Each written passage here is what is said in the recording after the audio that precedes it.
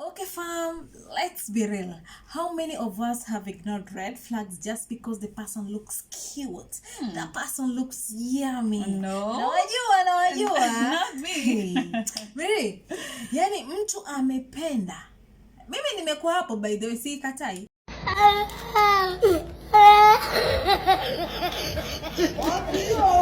Design umependa mpaka macho yamefungwa. They say love is blind. Yani huoni, husikii, huambiwi.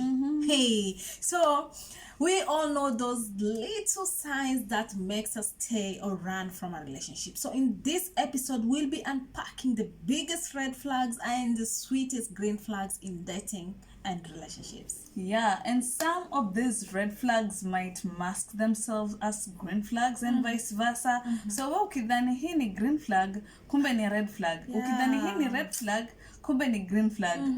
I'm telling you, I know it's confusing, but it is what it is. And I know most of the people who will be watching this will be like, I'm here because I want to see if my partner is a red flag or a green flag. We forget to evaluate ourselves. Sometimes sisi ndio red flags and we don't know. We are quick to judge our partners when in the actual sense we are at fault. So stay tuned to find out these little red flags and green flags, and to also find out whether you're the toxic one in a relationship. Yes, you might be the toxic one in the relationship. And some of these red flags zinaweza depend na mtu mwenyewe. So we are not experts, but we are just going to say this according to the majority of people. Yani the basics, just basic things. I think also we can relate. We can relate because these are also things we have experienced. I myself, I have experienced. So we know what we are talking about, and we also want to help. I know most of us are stuck because we have no one to tell us what is required for a successful relationship. I think we should reach a point in life, like right now, we should take a relationship like a formula, like a recipe.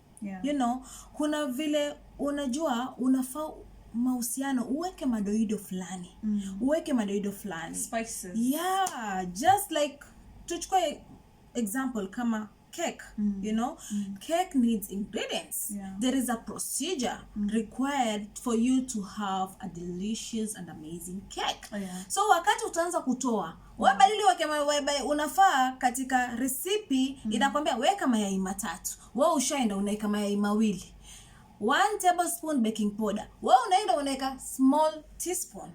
Of course hiyo keke hizi itaribika. It's same as relationships. It's same like kuna procedure fulani lazima ifuatwe for us to have successful relationship. And if you've gotten this far into the video, please subscribe if you haven't, like and share, and turn on your notifications to be notified every time we post a new video. Listos be Namaira. We will dive in straight into the red flag number 1. Are they ready, Mary? Yani, I'm just pissed off. I'm trying to compose myself because every one of these little things I've experienced personally, and I wouldn't want any one of you to experience the same thing. Unaona? So you should learn from other people's mistake. And if you have already done the same mistake, make sure you don't repeat the same mistake. So the red flag number 1 is begging for the bare minimum. Begging for the bare minimum. What's the bare minimum? Communication, loyalty, someone having time for you, flowers, gifts. Those are bare minimums. Kwanza hata tuachane na mambo ya flowers na gifts. Communication. Like you shouldn't be begging for someone to be texting you or calling you or just wanting to spend time with you. That should be the bare minimum in a relationship. Like, but unapata una date mtu, like you're always like, mbono many blue tick, mbono many gray tick, or blah blah blah, I was busy. No one is busy for the people they love. watu wako kamiti and they find time to text, they find time to call. People used to be in wars, like literally war fronts. Now wanaandika letters to their loved ones. So you can't tell me you have a guy or you're dating this someone from asubuhi to jioni. They haven't even checked on their phone, not even once, to even say, hey babe, I'll be busy. I'll talk to you jioni. How many seconds does that take? Like someone who doesn't make time for you, someone who doesn't have time for you, just doesn't want to talk to you. And what does that tell you? Murife, run for your life. That tells you are not valued. Unajua Mary, there is also this habit, you know? There these people they can't receive your calls. When you make like any call, they will not receive. But when you text, they'll be very quick to text back. And he's probably cheating on with someone else. Yeah, because I just that's don't know. Just a no-brainer. Hiyo haitahitaji explanation. Hiyo haitahitaji uambiwe. You don't. Not everything has to be written in black and blue and green. It's just in You're plain not white. valued. You're not valued. Plain white. I call you and you don't pick up, but when I text you reply immediately. Very quick. Who you with, nigga? Who you with, nigga? That's a red flag. A red flag. Big capital letter R-E-D. Yeah. Do me a favor, please. Get out of here. Get out of On a first date and this guy is like, oh, I want someone who is loyal, someone who is trustworthy. Like, what has the world turned into? Like, right now people have to beg for loyalty. Right now people have to beg for trust in a relationship. That should be like the bare minimum. Again, I'm saying this again, that should not even be a discussion. If you are not ready to commit, if you're not ready to be loyal, if you're not ready to be an honest person or a trustworthy person in a relationship, why be in the relationship in the first place? Like, hakuna demand ya people ati watu wenye wako ma couples wanahitajika mahali. You can be single and you can do your own thing. Other than being in a relationship alafu uanze kucheat ama uanze kwenda hivi ama hivi. Like, yani, it doesn't make any sense at all. It's just crazy. It's insane. Loyalty should not even be a discussion in a relationship. It's not a choice. It's not a choice. It's a necessity. Ukikuja kwa gifts and flowers, personally, I'm not a big fan of flowers because what will I do with flowers? I need something. I think a teddy bear is fine. A teddy bear is something that I can always have on my bed, or maybe a throw pillow, something that's going to last. I feel like flowers, but everyone has their own taste. So anyway, gift someone who loves you. A man who loves you will be happy to do things for you. Will always be thinking of you. He's gone to the market, the supermarket, I mean, he's walking down somewhere, he sees something cute. This is going to suit my wife. This is going to suit my girlfriend. And she's going to bring that to you. Not because you've asked him to do it, but because he enjoys doing these things for you. So that is also something that should not be a discussion in a relationship. Yeah, pia na feel, imagine you are in a relationship, let's say 2 years, 3 years. Ujaipata gift. Ujawahi. Hey. Jamani. Hata kichupi cha 50. Wow. I don't know. Sometimes najua venye nimesema, yani mnakaa tu kwa sababu sijui mtu ana look cute and all that. But I feel like when a man or a lady loves you, these things, ani hata si vitu za kudiscuss or whatever. Mtu anakulia tu, like it's something which is there. Unapata tu ukiona tu kitu, oh, this will suit my wife. Oh, this will suit my man, you know? Like they're already in your mind whenever they see something. But mtu unakaa na mtu hata zawadi upewi, ani hey, I don't know. Another thing is taking you out on dates. Most people wanna date tu wakati they're trying to court each other. So mtu atakukatia, the first days akikukatia ndo anakupeleka dates, but immediately unaingia box yake, dates zimeisha. You start to think like, when was the last time I went out with my babe? You don't even remember. And people have normalized this to a point that it's not even an issue. Trust me, that's a very, very, very big red flag. You should always keep the spark burning. You should always keep things going. I think that one in relationship we can call it a love bombing. A love bombing is when wakati mnaanza mahusiano, when you start your relationship, like you know, mtu anakupromise mbingu na ardhi. Unapatwa like everything, unapatwa kila kitu, anakuonyesha like hey, you're my woman, you're my man. Then wakati ukishaingia kwa hayo mahusiano, when you're already in there, vitu vina change. Yani mtu ana pull away, kama sio yeye. Yani hata ushasikia unauliza mtu, babe uliniambia utanifanyia kitu fulani, sina pesa. But wakati akikwambia like nitakufanyia venye alikuwa anakuonyesha wewe ni dhahabu, wewe ni malkia, mpaka unashanga hayo mapenzi yameenda wapi jamani, yalienda wapi, yalipotea wapi? People so that's get comfortable in relationships. That's a very big red flag. Before you enter in a relationship, you already figure out what you wanna be, you know. But sasa you will get a partner who discourage and manipulate your ideas, your decision. Yani wewe umenipata, unajua kabisa nikimtongoza Listers, you know, Listers waga anamwona kiva hivi, anavaga hivi, anavaga vile, but the moment nimeingia kwa nyumba yako, ama the moment umenioa, now it's when you want to bring those ideas to me, like I don't like the way you dress. Mbona umevaa hivi? Mbona umevaa vile? Sipendi ukitoka kama Kwa nini when the time tuna date? Wakati tuna date, kwa nini usikuwa ukiniambia? Kwa nini usiniambie before? Not when I'm already in that relationship. You know, because it's good to express yourself, to say whatever you want or how you want me to be, so that I will know if that relationship is good for me or no. Not the time I'm already in, now it's when you want to manipulate, you know, you want to discourage. I have a talent, I know how to sing, I want to, or I'm already a musician. Now the moment you marry me, or already I'm in that house, now you are like, I don't want you to sing. Personally, I feel like people who do that, or the guys or the women who do that, are just hypocrites. Because at first, mbono kuongea, why didn't you talk about it?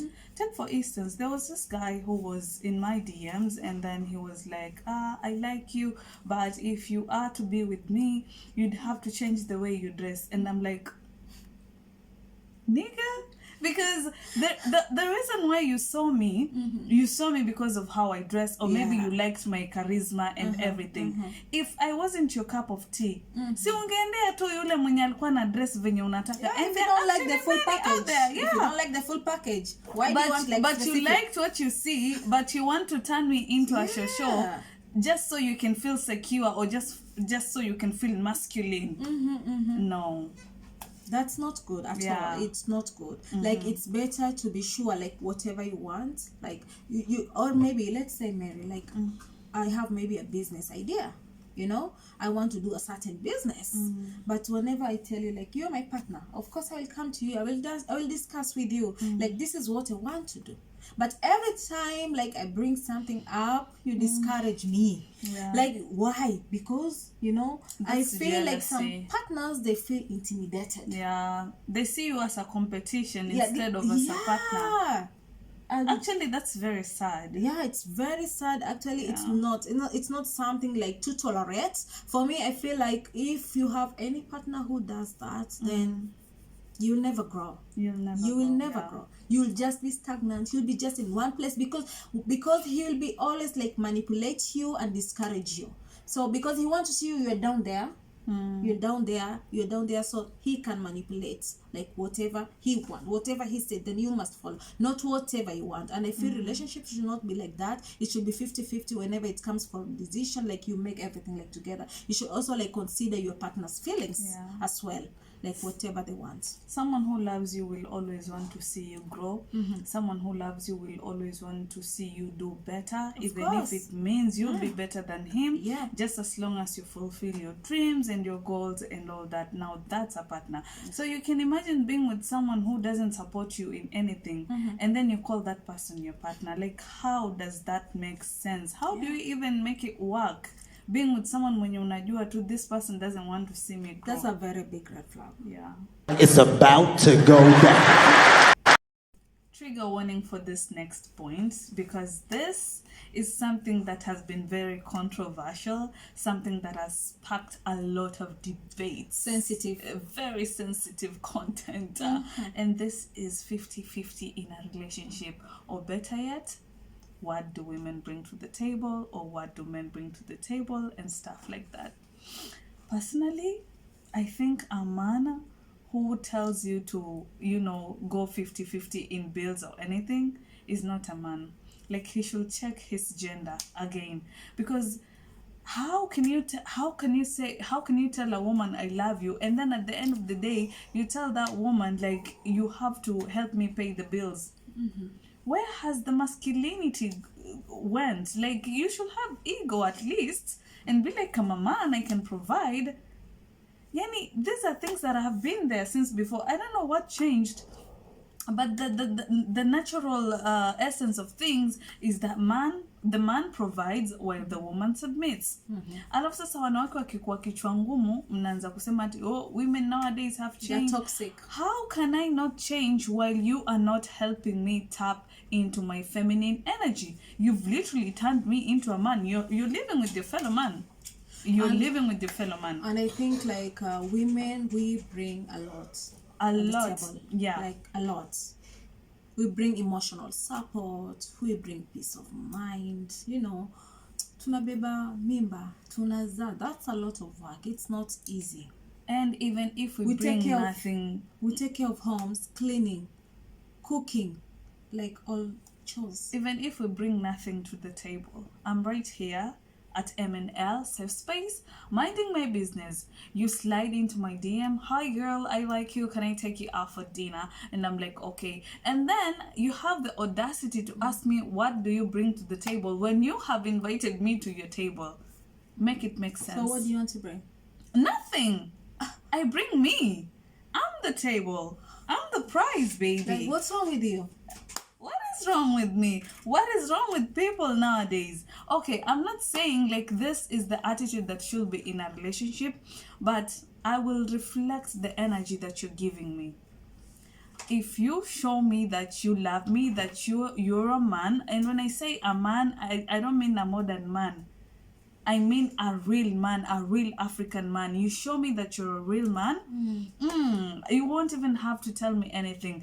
Utakuja tu home upate like I've paid the bills, some of the bills, without even you asking. But I want to do these things because I want to, not because you're asking me to. So for you, like, any man who asks for a 50-50, that's a red flag. You ask me out on a date, or we are having a conversation, and you give me even the slightest hint that you're the type of guy who goes 50-50 on women, I just take my stuff and leave without even asking any question, because I can provide myself 100. Why should I take 50 from you when I can give myself the 100? Why should I? For me first, I think 50-50 imefanya wanaume wamekuwa wavivu sana. Yeah. Because now wanajua, like, women are working. Tunaweza kuwa providers. Yeah. Because nowadays tunajituma. So inafanya wanaume wengi wanakuwa wavivu. And it should not be like that. Yeah. Wewe wakati ukioa ama ukiwa na mwanamke, just know you're the provider first. Yaani wewe ndio uko juu. Yeye ya Mary anasema anajileta yeye, I'm not there. But for me, I feel like communication is key. Like, communication is key. Like, mnakaa, like, if you want to start a family, or if you already have a family, mnakaa, mnajua kipato chenyu venye kinaingia, na mnajua mahitaji yenu ya familia. And I feel mwanamke akitaka kusaidia itoke kwake mwenyewe, but si kwa sababu ni lazima. Haina ulazima wowote. Haina ulazima wowote. But wewe mwenyewe kama mwanamke, unajua kila mtu ako na venye ameumbwa na roho yake, venye anataka, unaona. So kama wewe una feel you can do that, then tafuta basi bwana mwenye anaweza kuprovide na kila kitu, tuone kama utapata. Wako wachache, kwa sababu sahi wako wachache. Otherwise utatoka kutoka mwanamume huyu, mwanamume kila masaa, maana unatafuta mwenye anaweza kupatia kila kitu. The issue is men have pushed us into being masculine. Yeah. They don't make us tap into our feminine energy to a point that I am my own man. Mazoea. I am my own man. So if I can do everything for myself, why would I need the man? Why would I? Why would I need the man? But anyway, everyone has their own views. Mimi, again, I repeat this. A man who loves you will want to do these things for you. Because you can tell me. But you can be also a helper, Mary. I'm not saying you cannot be a helper. Yeah. I'm saying let me help because I want to, when not there because is needful. I need when to. There is needful hata hiyo mambo ya kukati kudiscuss ati babe sijui unaona mimi nalipaina wacha nione umestruggle umetoka jasho like uko na stress na babe hata sijui nitatoa pesa wapi, then niko na kapesa kangu hapa nimeficha. Yeah. Just do it, but not because that umeniomba ama unaniambia sasa tutafanya nini. No, that's for you to figure out as a man. I'll chip in because I want to. That's on your side. Yeah, that's not me. Yeah. For me, I think that type of a person, I want to be more of a helper.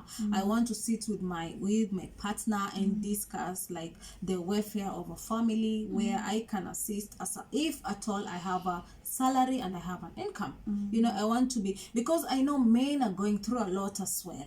We can say that's a red flag when you just unajua kuna Mary ile design umeanza tu kwa na mtu. Wait. In the beginning of, I'm talking about the beginning of a relationship. This is just too much for me. Wait, my enough is enough.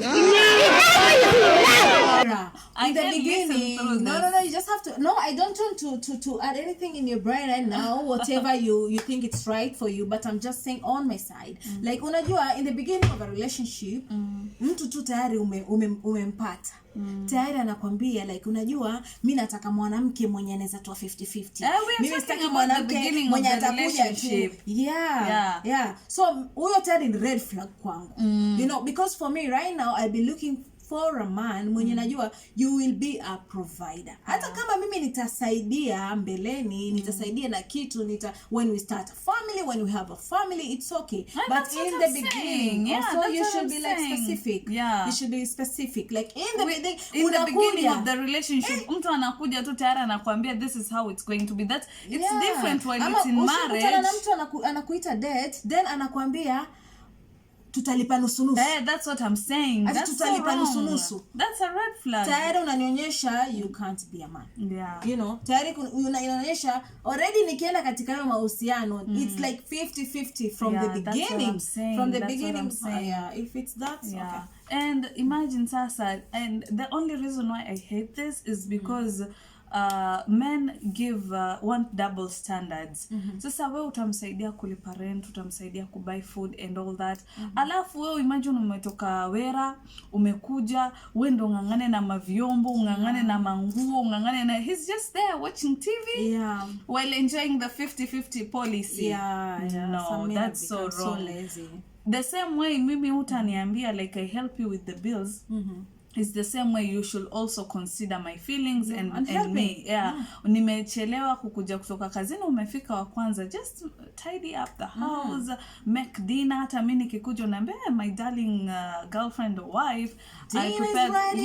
Hata mimi nitafurahi because I also help you with the bills happily, willingly, like babe, sort yourself out and stuff like that. Lakini si ati mimi nakusaidia wewe, lakini wewe uwezi nisaidia mimi. And you guys are supposed to be the strong ones, the men nyinyi ndo mnafahamu kuwa strong than sisi. Lakini sasa sisi ndo tunakuwa tunabeba so much than you guys. So comment down there, comment. Do you think it should be 50-50? And at the beginning of the relationship, I'm not talking about marriage. Marriage is a different case. I'm talking about dating and the beginning of the relationship. So marriage is actually a very totally different scenario. There is no any relationship with no fights and conflicts. But when the conflicts become non-negotiable, that's a red flag, a very big red flag. Because niambie, nyinyi mnakaa kwa plot.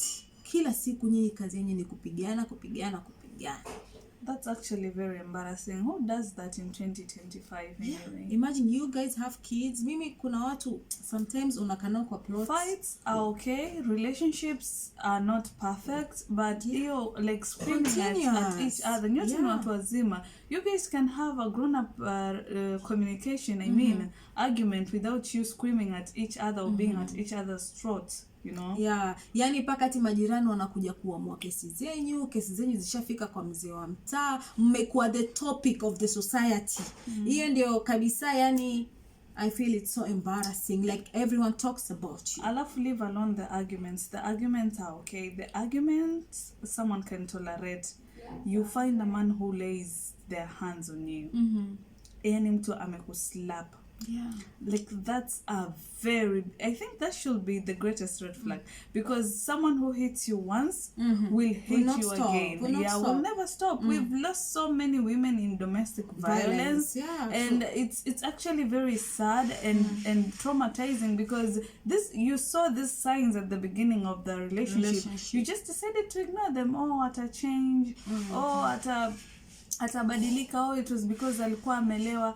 But the probability of someone to change is the same probability as a zebra will change its stripes. That's zero actually. There is no excuse for domestic violence. There is no excuse for non-negotiable conflicts. When it comes to sorry, you know I am laughing.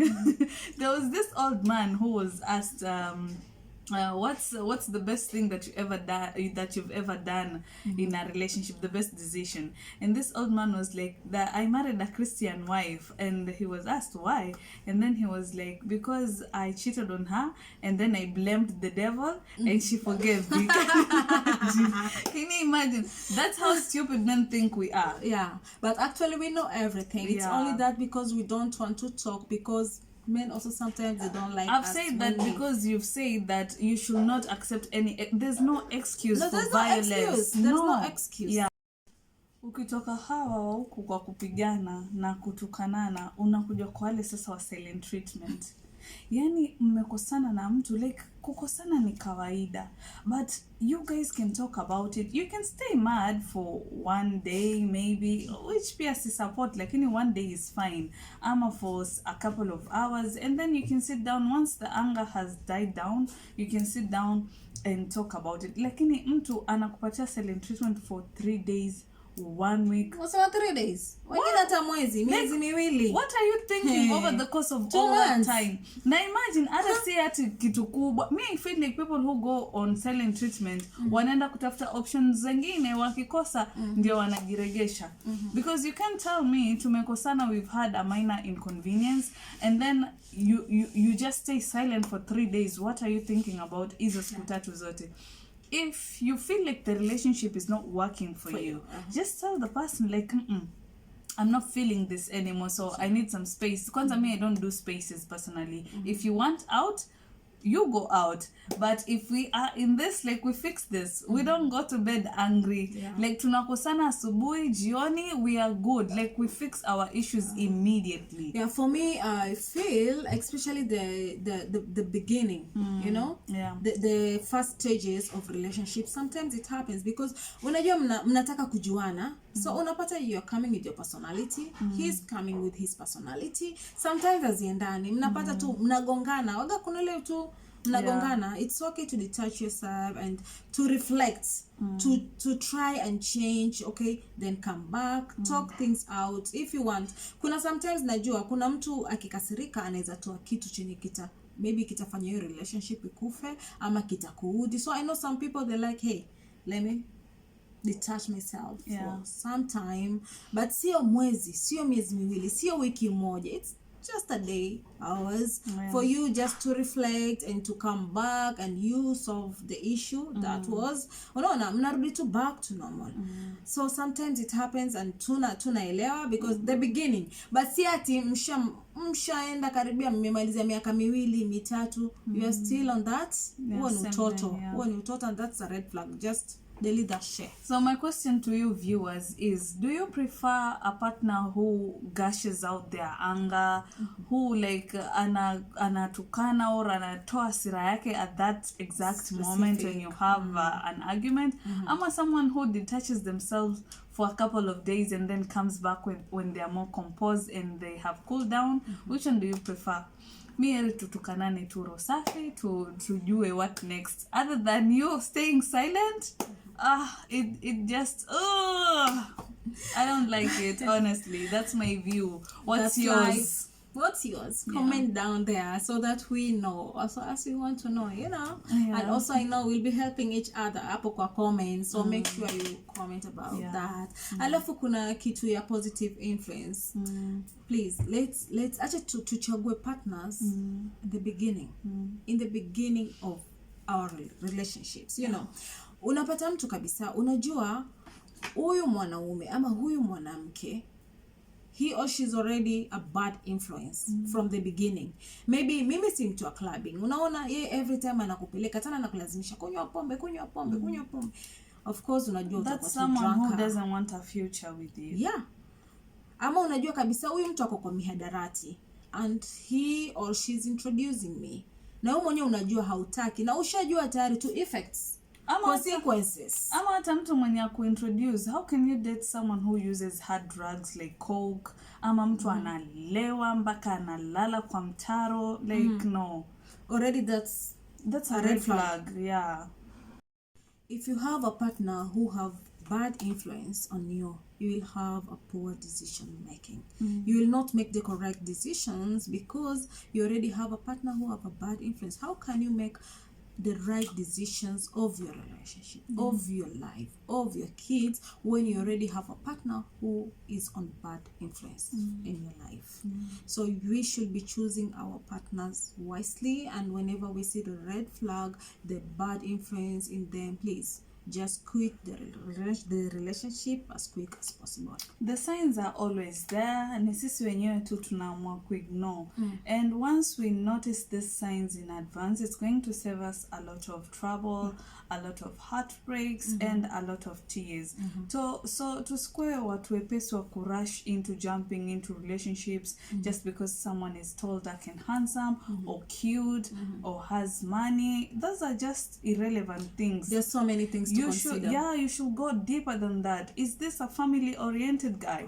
Is this someone who hurts the moment he sees me in pain? Is this a provider? The love genuine? Yeah, is the love genuine? What does he want something long-term or short-term? Is he about to have so many little details that people ignore? Ndio zile vitu muhimu zenye mtu anafaa ulize katika mahusiano.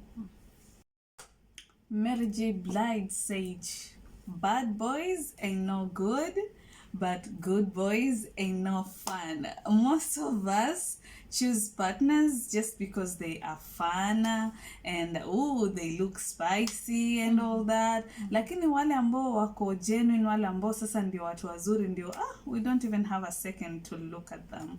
Lakini I'm happy that I always look at a person when choosing a partner. By the way, as much as I look hivi venye nakaa like I've never fumbled on choosing a partner. I've never fumbled. So I always try to look beyond the physical appearance. I try to take my time and get to see what kind of person that person is, regardless regardless hata huyo mtu anaweza kuuliza like you guys like where did you meet? Yani we completely look the opposite of each other. So we should always look for partners that love us, yani, lakini si partners wenye sisi tunawapenda.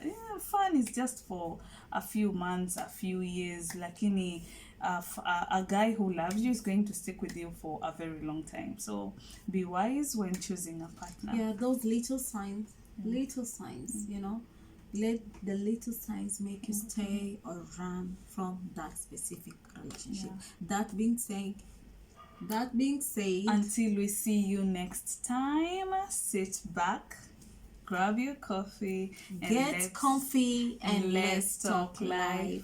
Bye.